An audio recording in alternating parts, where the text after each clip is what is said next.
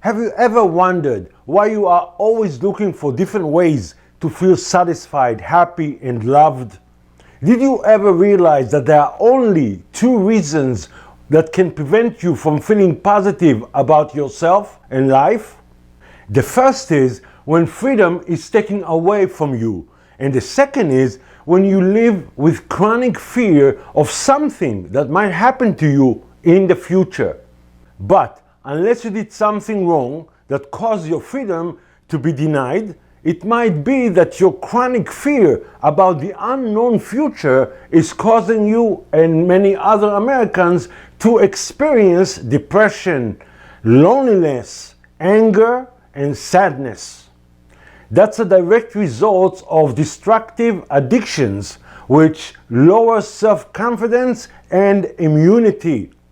Over 70% of Americans are overweight or obese. That chronic disease comes from addiction to comforting foods. Over 60% uses alcohol to lift their spirits. 16% are addicted to nicotine, and many others are using getaway drugs for mental satisfaction and physical reactions.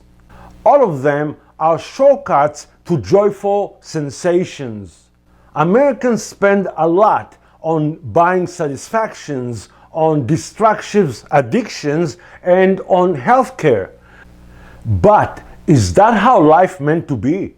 Is that how God wanted us to live on this beautiful planet He provided for us?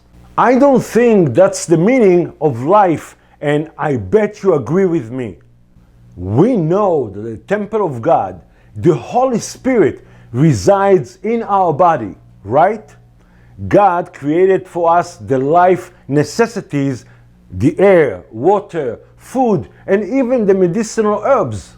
Now, examine the air you breathe, what you drink, the food you eat, and even the medications you take, and ask yourself, is that what God created for us? Or that's what corporations selling us for their profit?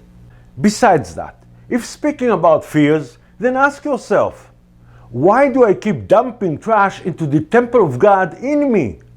Today, we are facing different times.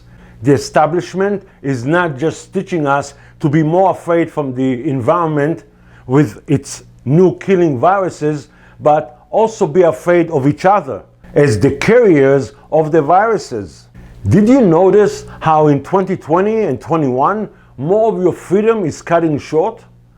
Do you remember about the two reasons that can prevent you from feeling positive about yourself and life?